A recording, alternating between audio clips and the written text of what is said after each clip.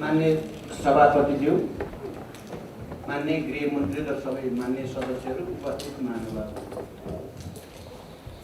सबभन्दा पहिला त म समितिको सभापतिज्यूलाई धन्यवाद भन्न चाहन्छु। यो निकै गम्भीर र संवेदनशील राष्ट्रिय मुद्दामा बैठकको आयोजना गरेर छलफल गराउने जो काम गरेको छ, राम्रो भएको छ। मैले अहिले धेरै भन्नु छैन, मान्य सदस्यहरू जतिले बोल्नुभयो मैले गम्भीरतापूर्वक सुन्ने र बुझ्ने कोसिस गरेँ। म सबै मान्य सदस्यहरूको भावना र स्पिरिटलाई सम्मान गर्छु र त्यसमा मूलभूत रूपमा आफ्नो सहमति रहेको कुरा पनि म जानकारी गराउन चाहन्छु। यो विषय आफैमा धेरै गम्भीर छ र धेरै पुरानो पनि छ र यस विषयमा पटक पटक छलफलहरू पनि हुँदै आएको छ। राष्ट्रिय स्तरमा बहस पनि हुँदै आएकै विषय हो।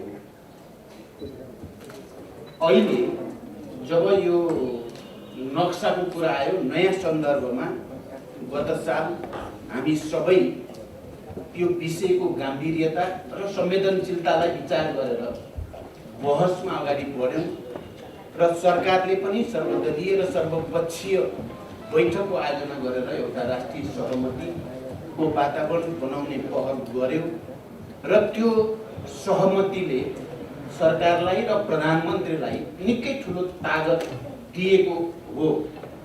र त्यसपछि मैले सरकारको तर्फबाट तयार पारिएको प्रोटेस्ट लेटर मैले आफूले पनि हेरेको थिएँ। त्यो तुरुन्त नै त्यो सर्वदलीय र सर्वपक्षीय बैठकको लगत्तै त्यो ड्राफ्ट भएको थियो र त्यो भारत सरकार समक्ष पेश गरिएको थियो। सायद डिप्लोमेटिक प्रोटेस्ट लेटरको रूपमा त्यति स्ट्रङ लेटर सायद नै लेखियो होला भन्ने मलाई लाग्छ विगतमा।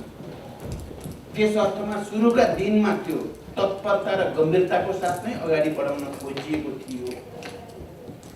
तर पछि विदेश सचिव स्तरको बैठकहरूको आयोजना गरेर छलफल गर्ने भनिएकोमा त्यसमा सहमति हुन नसकिरहेको समय सूची मिलाउने कुरामा नभएको भन्ने हिजो मात्रै यो बाटो उद्घाटनको विषय आइसकेपछि मैले तुरुन्तै प्रधानमन्त्रीजीलाई भेटेर यो विषय धेरै गम्भीर छ। अस्ति पनि नक्साको सन्दर्भमा एक ढङ्गले डिबेट भयो र हामीले उच्च स्तरमा नै प्रधानमन्त्रीकै स्तरबाट राजनैतिक र कूटनैतिक संवाद थालिहाल्नुपर्छ र यसको समाधानतिर अगाडि बढ्नुपर्छ, यसलाई एउटा अवसरको रूपमा लिनुपर्छ भनिएको थियो।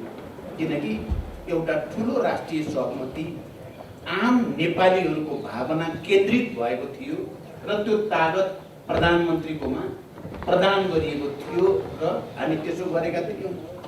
तर धेरै चिज अगाडि बढ्न सकेनौँ। माननीय सदस्यहरूले जे कुरा राख्नु भएको छ यहाँ एउटा मर्मको साथ राख्नु भएको छ भन्ने नै मैले बुझेको छु। र हिजो मैले पार्टी अध्यक्षको हैसियतले प्रधानमन्त्रीजीसँग भेटेर, माननीयको हैसियतले पनि प्रधानमन्त्रीजीलाई भेटेर यो त अझ गम्भीर भएर आयो, त्यसकारण यसको बारेमा अविलम्ब हामीले इनिसिएटिभ लिएनौँ, पहल गरेनौँ भने चिजहरू झनपछि झन अप्ठ्यारोतिर जान सक्छ भनेर नै म त्यही बसेर पार्टीको तर्फबाट दिने वक्तव्य ड्राफ्ट गरियो र त्यो पार्टीको तर्फबाट दिएको हो र सरकारको तर्फबाट दिने भनेको परराष्ट्र मन्त्रालयको तर्फबाट दिने भनेको वक्तव्य पनि मैले हेरेँ। त्यो प्रोटेस्ट लेटर नीतिगत रूपमा, सैद्धान्तिक रूपमा, भावनाको रूपमा पनि ठिक लेटर नै छ। त्यो लेटरमा चाहिँ चिजहरू जो ओरिएन्टेसन दिइएको छ त्यो ओरिएन्टेसन बेठिक छैन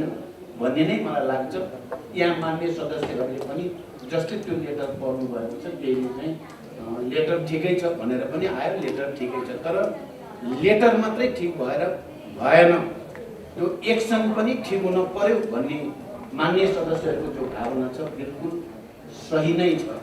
म के मात्रै भन्न चाहन्छु भने यो विषय लिपुलेखसँग सम्बन्धित विषय या बोर्डरमा जहाँ जहाँ समस्या छन् हाम्रा तीसँग सम्बन्धित विषय मैले पूर्व प्रधानमन्त्रीको हैसियतले यहाँ जानकारी गराउनु पर्दछ। म दुवै पटक भारतसँग पनि चीनसँग पनि यी विषयमा छलफल गरिएको छ। लिपुलेखको बारेमा चीन र भारतको बीचमा जे सहमति भयो, संयोग मेरो तुरुन्तै भारत भ्रमणमा जाने अवसर थियो। त्यति बेला मैले त्यहाँको उच्च नेतृत्वसँग र अनि चीनको नेतृत्वसँग पनि चीन जाँदा यो विषय उठाइएको छ र त्रिपक्षीय समझदारी बनाउनु पर्ने आवश्यकता, बोर्डर इस्युमा सिमानाको सन्दर्भमा चीन भारत नेपालले पनि चाहिँ मिलेर चाहिँ समस्या समाधान गर्नुपर्ने आवश्यकता अझ टड्कार भयो भनेर मैले भनेको थिएँ। म यो जानकारी पनि यहाँ गराउन चाहन्छु, किनकि लिपुलेख हामी नेपाली भूभाग हो। सुगौली सन्धि अनुसार लिम्पिया धुरा जो काली नदीको मुहान हो, त्यो काली नदीको सम्पूर्ण पूर्व नेपाल हो र पश्चिम भारत हो भन्ने कुरा स्पष्ट पार्दै यो समस्या समाधानको निम्ति राजनीतिक कूटनैतिक पहल गर्नुपर्छ भनेर जे भनिएको थियो। लिपुलेख प्रकरण पछि यो त्रिदेशीय जस्तो बन्न गएको छ। यो दुईटा देशले मात्रै हल गरेर चाहिँ अब अप्ठ्यारो छ। त्यहाँ चीन पनि त्यसमा संलग्न भएको, भारत चीनको चाहिँ सम्झौता सहमति भएको हुनाले यसलाई मैले त्योभन्दा पहिला तिनटै देशको आर्थिक क्रियाकलापलाई व्यवस्थापन गर्नको निम्ति, विकास गर्नको निम्ति त्रिदेशीय साझेदारी भन्दै आएको कुरा मलाई लाग्छ सबै मान्य सदस्यहरूलाई पनि थाहा छ, सबैलाई थाहा छ। संयोगवश बिमिस्टेकको एउटा अन्तर्राष्ट्रिय सम्मेलनको बेलामा मैले भारतको गोवामा त्यो अवसर पाउँदा मैले त्यो चुक्न दिइनँ भन्ने मलाई लाग्छ। त्यति बेला भारतीय प्रधानमन्त्री नरेन्द्र मोदी र चिनिया राष्ट्रपति सी जिनपिङसँग सँगै झन्डै 40 मिनट मैले एक्लै कुरा गर्न पाउँदा मैले सिमाना सम्बन्धी विषय पनि र व्यापार व्यवसायसँग सम्बन्धित विषय पनि त्रिदेशीय समझदारी बनाउन आवश्यक छ, यस क्षेत्रकै समग्र विकासको निम्ति भनेको थिएँ। र अहिले यो बाटो प्रकरणसम्म, यसको उद्घाटन प्रकरणसम्म आउँदा त्यसको औचित्य अझ पुष्टि भएको मैले महसुस गरेको छु।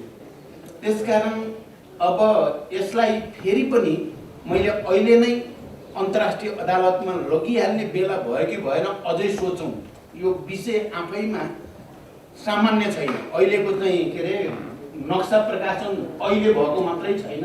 भारतले झन्डै 8वटा नक्सा कयौं दशक यता प्रकाशित गरेको छ, जसमा लिपुलेखदेखि चाहिँ लिम्पिया धुरासम्म भारतैतिर पारेर प्रकाशित गर्दै आएको छ।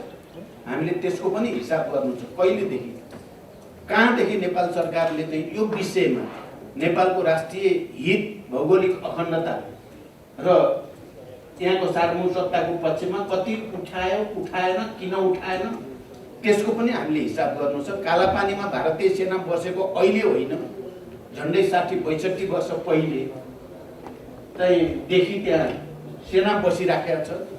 त्यसको बारेमा गम्भीरतापूर्वक विषयलाई उठाउने र गम्भीरतापूर्वक यसको समाधानको निम्ति पहल गर्नेमा विगतदेखि अहिलेसम्म किन भएन, यो त पञ्चायतको बेला सुरुको बेलादेखि अहिलेसम्मका सरकारहरूले के गरे भन्ने कुराको पनि समीक्षा गर्नुपर्ने विषय छ। त्यहाँ अब समय आएको छ। समग्र इतिहासदेखि के हाम्रो कमजोरी कहाँ भयो, हामी नेपाल सरकारको, नेपालीहरूको, नेपालका हामी सबैले कहाँ कति कमजोरी गर्यौं त्यसको पनि समीक्षा गर्नुपर्ने समय आएको छ। र हामीले एकचोटि सरकारलाई जसरी आम नेपाली जनताको समर्थन प्राप्त भएको छ यो विषयमा, के सत्तापक्ष के प्रतिपक्ष, सबै राजनीतिक दल, नागरिक समाज, सबै विज्ञहरू सबैको पनि सरकारलाई साथ छ।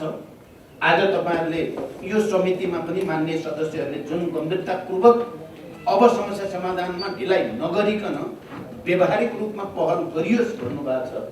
मैले सरकारको नेतृत्व गरिरहेको पार्टीको अध्यक्षको हैसियतले, पूर्व प्रधानमन्त्रीको हैसियतले, यही समितिको सदस्यको हैसियतले पनि म सरकारसँग अब यो विषयमा ठोस पहल गर्न मैले तपाईहरुका भावनाहरूलाई लिएर जान्छु, किनकि हिजो मात्रै मैले यो विषय अब ढिलाढाला गरेर हुँदैन भन्ने कुरा गरिएको छ। तपाईहरुले वक्तव्य हेरिसक्नु भएको छ। म समेतले हस्ताक्षर गरेको पार्टीको वक्तव्य र मैले माननीय सदस्यको हैसियतले पनि त्यसरी नै जान्छु। अब यहाँ अघि एकजना माननीय सदस्यहरूले यहाँ पूर्व माओवादी र पूर्व एमाले अलिकति चाहिँ पोलिटिक्स खेलिहाल्न खोज्नु भयो। अब त्यो खेल्न आवश्यक छैन। यहाँ म धेरै यो समितिको बैठकमा उपस्थित हुन पाएको छैन अरू कामहरूको चापले गर्दा। हिजो मलाई सभापतिजीले अब यो अन्तर्राष्ट्रिय समिति र यो राज्य व्यवस्था समितिको संयुक्त बैठक हुने भयो। विषय चाहिँ यही सीमासँग सम्बन्धित संवेदनशील विषय भएको हुनाले समय निकालेर जसरी पनि आउनु पर्यो भन्नुभएको हुनाले आज मैले सोचेको के थियो भने यहाँ चाहिँ रक्षा मन्त्रालयबाट पनि, भूमि सुधार मन्त्रालयबाट पनि, गृह मन्त्रालयबाट सबैबाट पनि र अन्तर्राष्ट्रिय समितिका पनि सभापतिहरू सबै पनि हुन्छन् र यो आजको छलफल अलि विशिष्ट खालको हुन्छ भन्ने सोचेर बिहान यो आजको चाहिँ यो प्री बजेट छलफल बारे अर्थमन्त्रीजीसँग मेरो मिटिङ थियो। फेरि आज बिहानै त्यो मिटिङ छुट्याएर म आएको हो। यहाँ कोही पूर्व माओवादी, पूर्व एमाले, कांग्रेस या इत्यादि भन्ने नभएर यो राज्य व्यवस्था समिति हो। यहाँ मान्य सदस्यहरू उपस्थित हुनुहुन्छ, त्यसलाई त्यही रूपमा बुझ्न जरुरी छ। फेरि पनि मैले अरू लामो भनिनँ, यहाँहरूले चाहिँ व्यक्त गरेका भावनाहरूलाई सरकार समक्ष लगेर त्यसलाई गम्भीरतापूर्वक अगाडि जान र एकचोटि फेरि राजनीतिक र कूटनीतिक पहल मार्फत समाधानको कोसिस गर्ने, भएन भने के गर्ने भन्ने कुरा चाहिँ पनि छिटै एउटा टुङ्गोमा नेपाल पुग्नुपर्छ।